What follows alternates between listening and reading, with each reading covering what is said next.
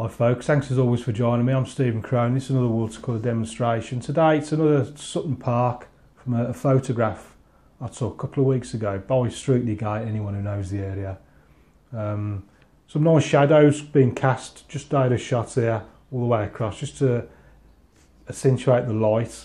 So before I show you the colours, let me show you the photograph I've used. So we're in portrait format for this one. Just to give the impression of a nice sort of long walk there towards the horizon, quite a high horizon line, just a third of the way down. So that's today's reference photograph. Quickly show you my latest book. This is Watercolour Paper Made Simple Volume 3. I'm almost finished Volume 4 now. So we've got loads of step-by-step photographs just to guide you through each painting. There's 9 exercises in this book. So that's on Amazon. You'll see the link in the description. Hardback, softback and Kindle. Colours for this one, I've used ultramarine, lemon yellow, Payne's grey. I didn't use the alizarin crimson, raw sienna, burnt umber, light red. So 6 colours and just the 3 brushes. Got the large on Ranson Ake, number 3 rigger, and then just a tiny little rigger for the birds and the figures. So I'm putting not too much water, just enough to lubricate it all and stop the paper from going all crinkly. And I'm going to just take a little bit of raw sienna and then more of just a sort of background colour. I'm going to work that all the way down to the bottom. Clean the brush. Then I'll take a bit of blue, just a little bit of Payne's grey, not a lot, and then brush in from the other side. And then just sort of dab, dab, dab with the brush. Quite a high horizon line, so I don't want to come down too far.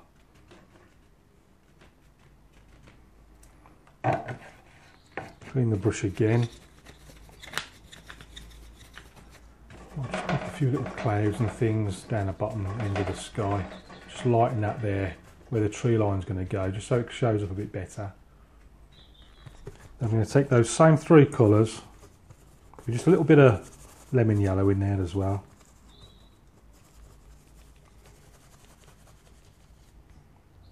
And then just start about there, and then just try and get a bit of variation as I'm going along. Oops, didn't mean to go into the alizarin crimson.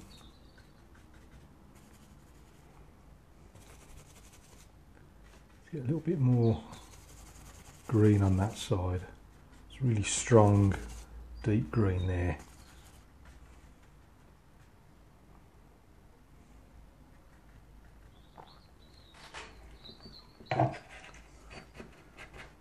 Give the brush a little bit of a clean. Whoops. Into the raw sienna.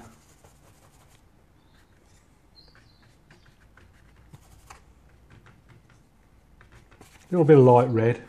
Just try to introduce a little bit of colour here and there.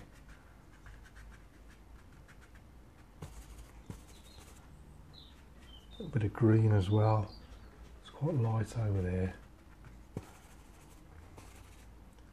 So that's quite, I think it's like bracken and stuff over there. A little bit of burnt umber as well. Dabs of brown before we go back into the green. I'm going to clean the brush and then take a little bit of lemon yellow.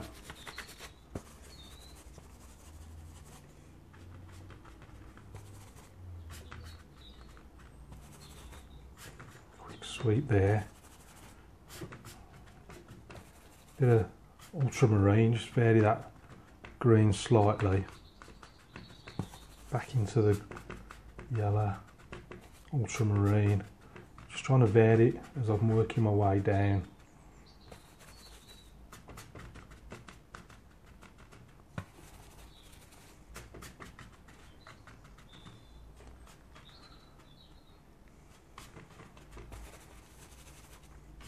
And then what I'll do on top of this, I'll put just a little bit of burnt umber, just to create these like tracks. I can see they're like, I don't know if they're like vehicle tracks or what they are. So I'll just clean the brush, back to the lemon yellow, fill in these corners there.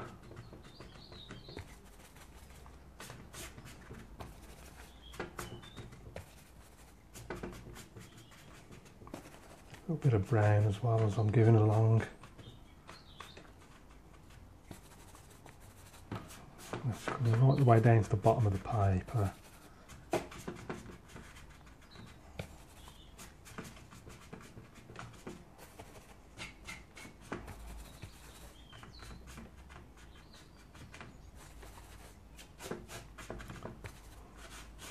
Get that last bit down in there. Just filling these gaps in. I'm just leaving the odd little bit of white here showing. It just gives a bit of texture or something to the paper, to the ground. Let's clean the brush. I've got to fill this bit in here now. That's, again, it's more sort of brackeny type stuff. So a bit of raw sienna, burnt umber, light red. Quite strong now on this red, just so it really stands out from that bits behind it. We've gone really deep now with the Payne's grey, red, Payne's grey.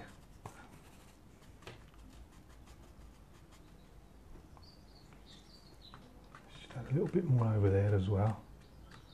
Just slightly, just little dabs here and there. There is a bit more there as well. That's working its way. Don't want this to be too strong, it's quite far away.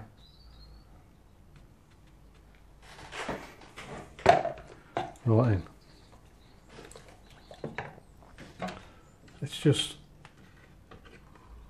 get this paper flat against the board and then I'll be ready to carry on. Just re-clip it over these clips. Right, now what I'm going to do first, I'm just going to switch to the tiny little rigger brush I've got. Just take a bit of dark, anything will do. And there's a few little trees just over here, just in front of these ones that we put in. Now it's still wet, so this is going to soften off into the. That one was a little bit drier. You see the difference? I don't know if you can see from that far away. But the wetter the paper is, the more it sort of softens off, and the end result will be like really light tone, and it pushes right into the distance like that one. And then this one, it's a bit drier, so it's gone a little bit stronger. There's another little tree right there. I don't want to get too mad with these. I'll just stick another one in that gap there. I do want one to be a lot taller than the rest. I don't want them all the same height, because it just look a bit boring. Now this one on the right now, I'm going to do this one a lot taller.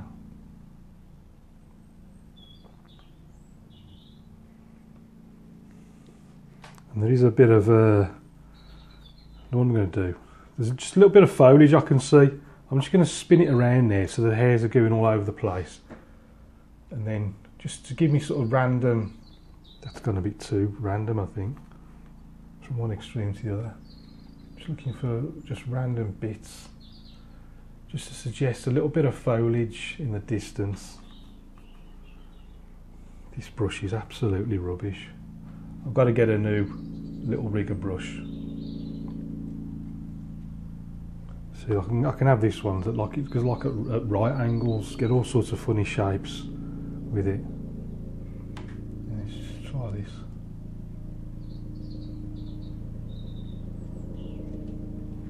Just taking a little bit of the colour off there. I don't want it to come off in one big dollop. I think I'm going to leave it at that for now, because I just want those to be just nice and subtle in the distance. Now what I might do, I want this to be fairly dry now, quite a dry brush, so I just want to suggest a few little tracks give that a quick dry first.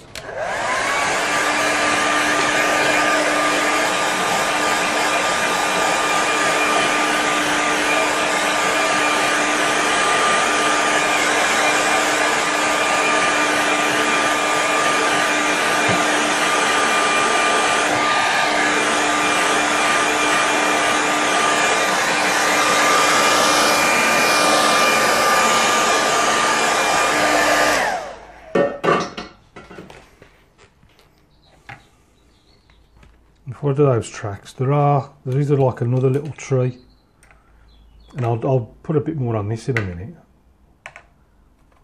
But for now, there's a little tree just in the left hand side, just about to see it in the frame.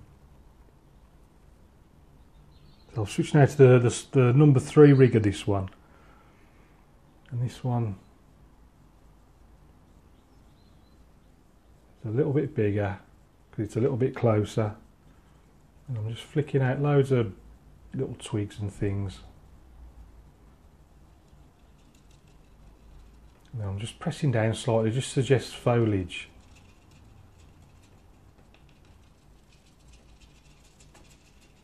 I'm only doing this when I know there's hardly any paint on the brush, and not a lot's going to come off. Just nice little, just keeps it subtle. Right, let's just suggest a few little tracks. So I want this nice and dry, so I've just dried the brush, scuffed it up on there, and I'm just going to take just a little bit of that brown, a little bit of blue as well, not a lot, just a little bit on the end of the brush, and I'm just it's just sort of coming around, just sweeping around like that. Take a few practice strokes if you want, and then just very lightly get it in. I'm just dabbing on the blue and the brown. It's just coming around there like that, and just again I'm just going to pop another one in there. Give the impression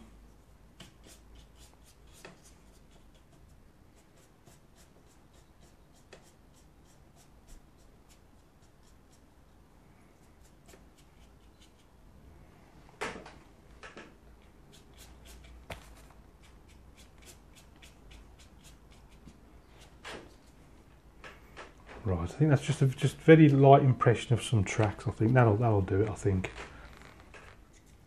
So I'm going to clean the brush. Trying to strengthen these things here. So I'm going to go back into that brown, and a little bit of red. Let's just pop that in again. A bit of blue on there as well, I think. And a bit of Payne's grey.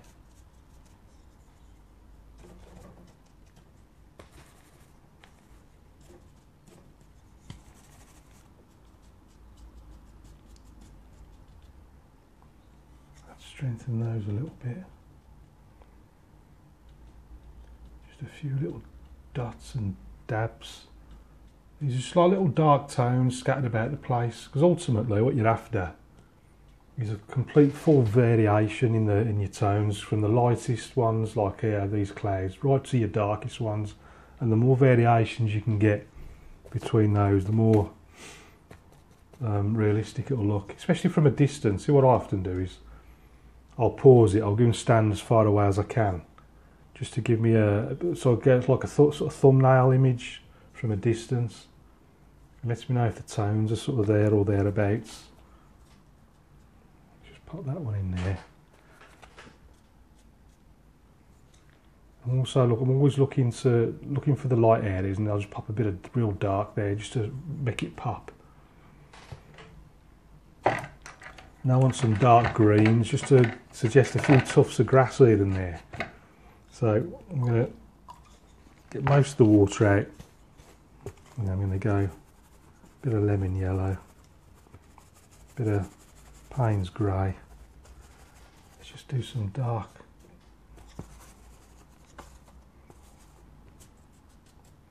tufts of grass here and there.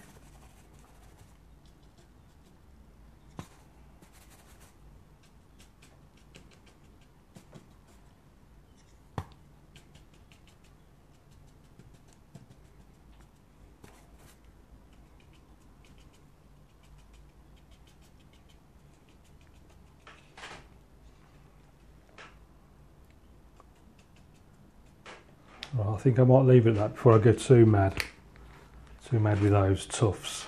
What I want to do now is put some shadows in. So the shadows are sort of going in this direction. The sun's over here somewhere out of shot at about 4 o'clock. So they're going to come, sorry, not 4 o'clock, about 8 o'clock, something like that. And they're going to come across there.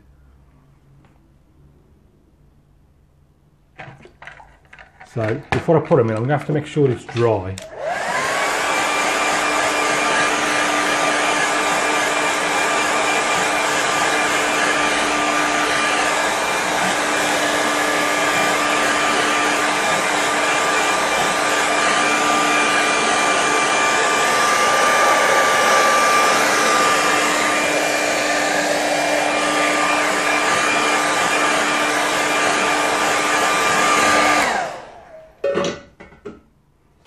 Just make a simple little shadow mix. So, not too much water. I'm going to go brown, red and blue. Mix all those together.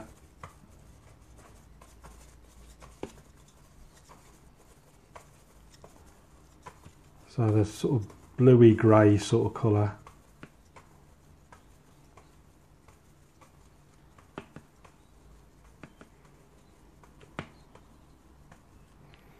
Right then, so I'm going to start at the top because there's some shadows in there and there's some just jutting out over there. Something like that.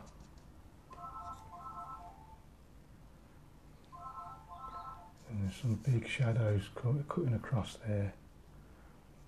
And then there's some big ones.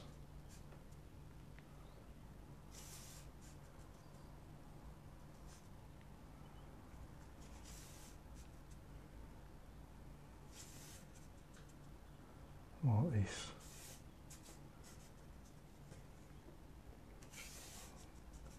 Some cutting straight across there like that.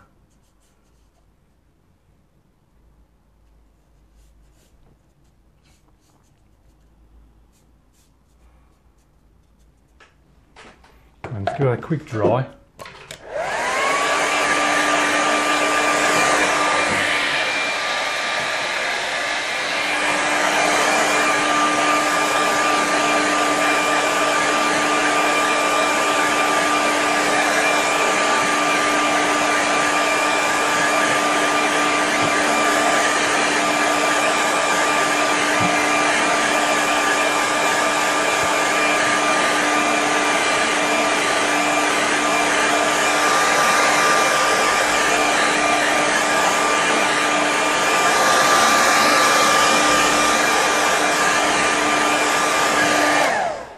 So what I want now is a little figure up in the distance.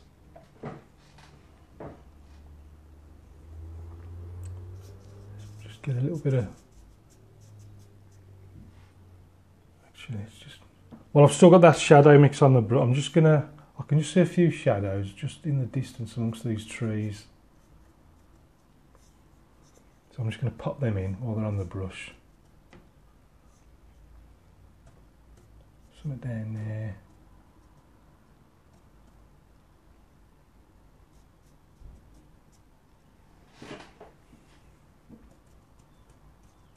And a few dips and dabs.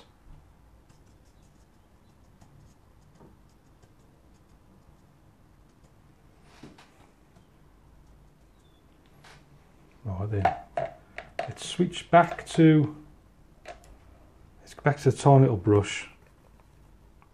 And I just want to put a couple of little figures in.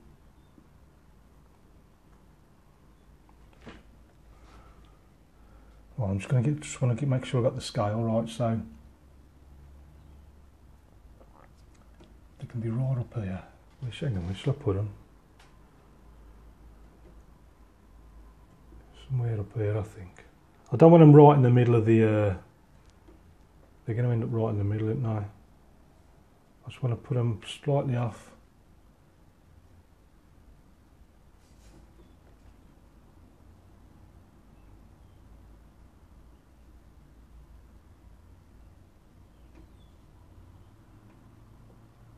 Slightly off centre.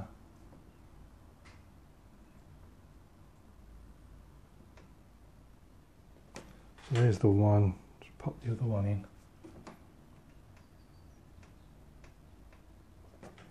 Too dry that was.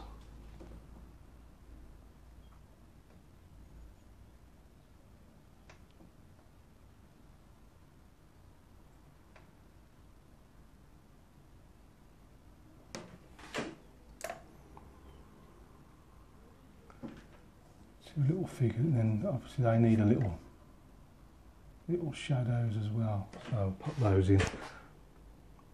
Just the impression of someone helps, gives it scale as well, doesn't it? And then I'm going to pop a little. Oh, that wasn't a very good bird. One there and one there like that. And I'm going to call that one done, I think.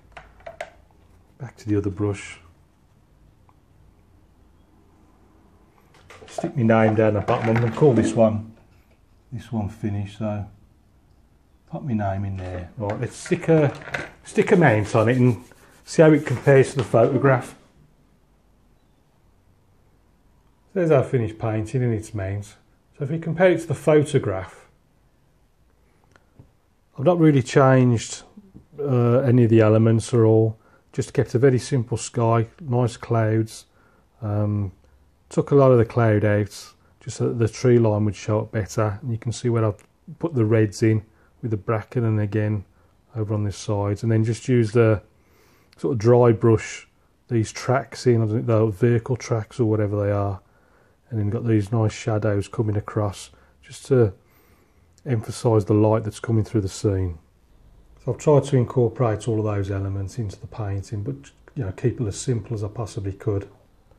So the sky, which is a bit of ultramarine and Payne's grey, and you can see where I took the bottom out with the dry brush, just so these trees then, and then just variations. There's ultramarine, bit of lemon yellow in there.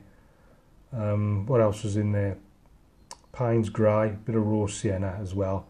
And you can see where I've just used the tiny rigger brush just to put in these little distant trees there.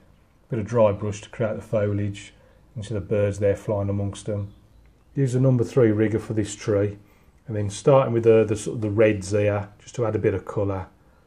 A bit of Payne's grey just to darken a bit, and you can see where the shadows cutting across here, with the light bits in between. Our little figures there, very simply done, with little shadows.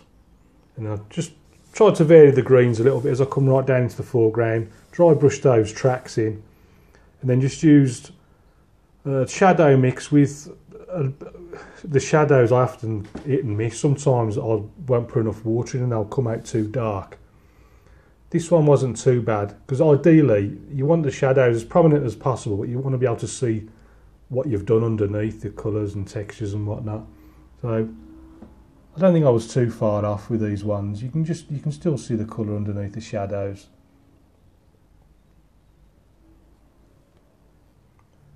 So that's it for this one. I hope you enjoy that. Thanks for watching. There's plenty more over on Patreon if you want to join me over there. About 150 videos. There's the books on Amazon. All the links are in the description. You'll see it all down there. All the list of materials as well. So until next time, thanks for watching. Keep practicing. If you've got any questions, please ask, and I'll see you again soon.